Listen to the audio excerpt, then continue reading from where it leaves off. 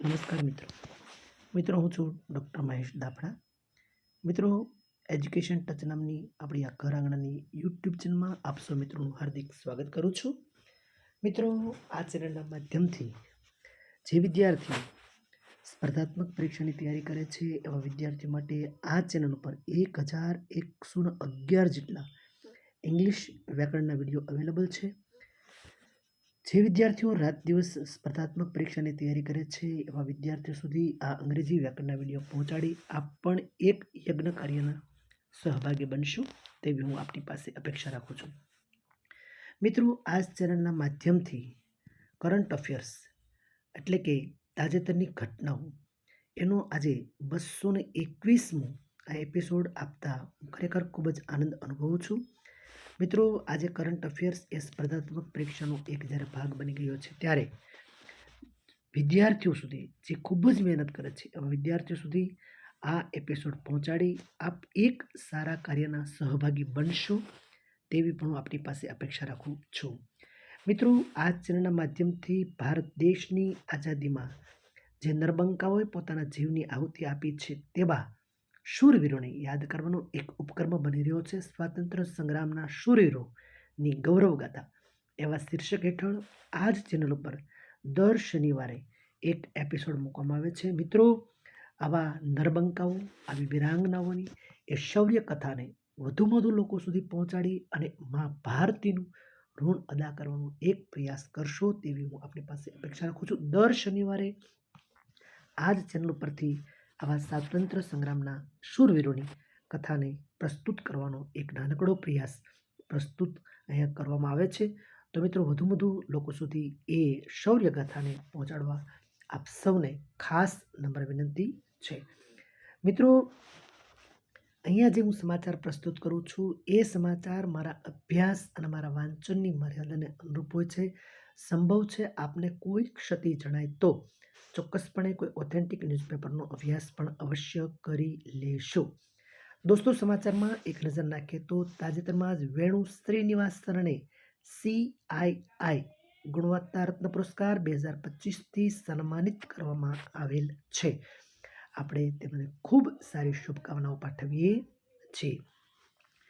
મિત્રો કલકત્તા ખાતે આંતરરાષ્ટ્રીય ચેર કવિતા મહોત્સવના 8મા સંસ્કરણનું આયોજન કરવામાં આવ્યું હતું. આંતરરાષ્ટ્રીય ચેર કવિતા મહોત્સવનું ક્યાં આયોજન કરવામાં આવ્યું હતું?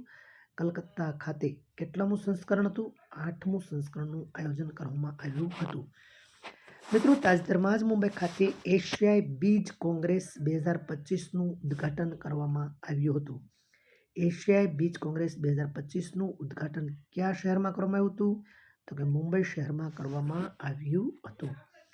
મિત્રો તાજેતરમાં જ બોધગયા બિહારના બોધગયા ખાતે 20મા આંતરરાષ્ટ્રીય ત્રિપિટક જય સમારોહનું આયોજન કરવામાં આવ્યું હતું.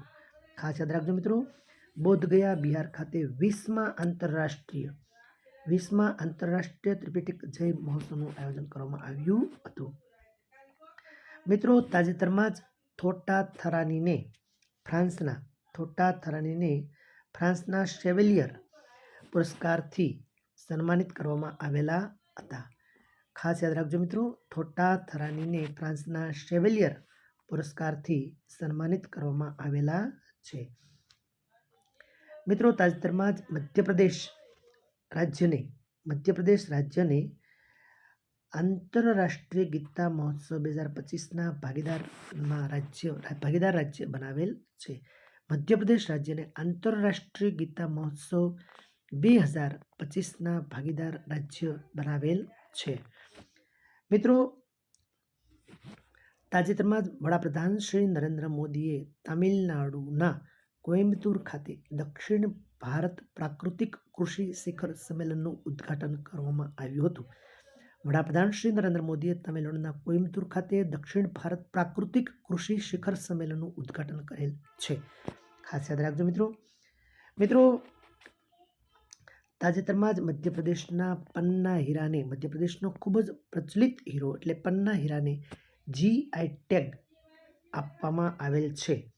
અને તાજેતરમાં જ હિમાચલ પ્રદેશમાં તેમનો લોકપ્રિય તહેવાર રાઉલાને તાજેતરમાં ભવ્યાતિ ભવ્ય રીતે હિમાચલ પ્રદેશનો ખૂબ જ લોકપ્રિય તહેવાર રાઉલાને ભવ્યાતિ ભવ્ય રીતે ઉજવવામાં આવેલ છે. અને અંતિમ સમાચારમાં એક નજર કરીએ તો 18મી નવેમ્બરને રાષ્ટ્રીય પ્રાકૃતિક ચિકિત્સા દિવસ તરીકે ઉજવવામાં આવેલ છે. 18 નવેમ્બરને રાષ્ટ્રીય પ્રાકૃતિક ચિકિત્સા દિવસ તરીકે ઉજવવામાં આવેલ છે. મિત્રો, ફરી એકવાર આપ સૌ દોસ્તોને ખાસ નમ્ર વિનંતી છે કે એજ્યુકેશન ટચ નામની આપણી આ યુટ્યુબ ચેનલમાં 3 ઉપક્રમ અંગ્રેજી વ્યાકરણના 1111 જેટલા લેક્ચર આ ચેનલ પર આપને અવેલેબલ છે. આ ઉપરાંત દર રવિવારે કરંટ અફેર્સ અને દર શનિવારે સ્વાતંત્ર્ય સંગ્રામના શૂરવીરોની ગૌરવગાથા એ ઉપક્રમ આ ચેનલ પર આપ સૌ મિત્રોને જોવા મળશે. તો મિત્રો, વધુમાં વધુ આ ચેનલ મિત્રો એજ્યુકેશન ટચ આ ચેનલ વધુમાં વધુ લોકો સુધી પહોંચે અને વધુમાં વધુ લોકો આ વિડીયોઝનો લાભ લે તેવો પ્રયત્ન કરવા આપ સૌને ખાસ નમ્ર વિનંતી છે.